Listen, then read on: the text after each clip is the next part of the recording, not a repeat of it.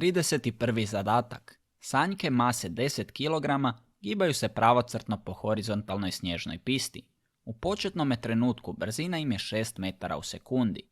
Tijekom sljedeće 2 sekunde sanjkama se smanji brzina na 2 metra u sekundi zbog djelovanja sile trenja.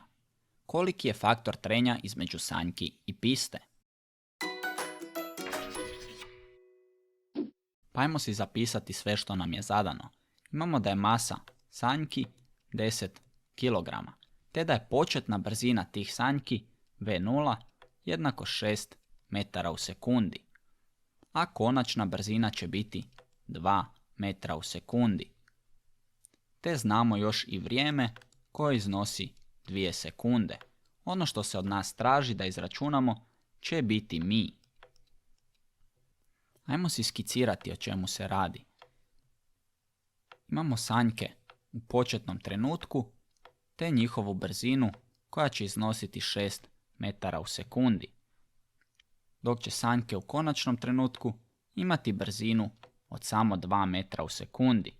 Vrijeme kojim je potrebno da pređu taj put će biti 2 sekunde. Te također znamo da će na njih djelovati sila trenja. Ona će djelovati u lijevo. Te je to u biti jedina sila koja će djelovati u smjeru gibanja toga tijela. Što znači da će to biti zapravo rezultantna sila.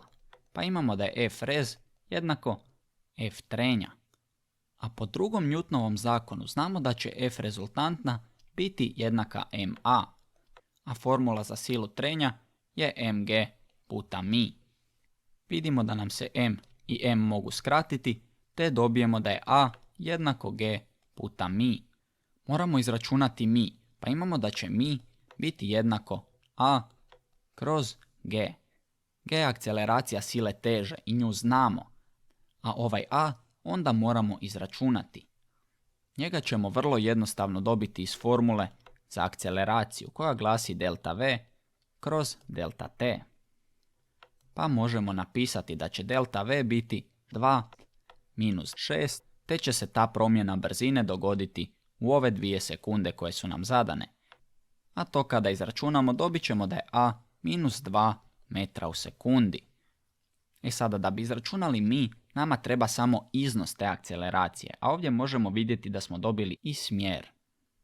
Pa ćemo umjesto da ubacimo minus 2, ovdje u mi ubaciti samo 2 kroz 10 i to će onda biti 0,2.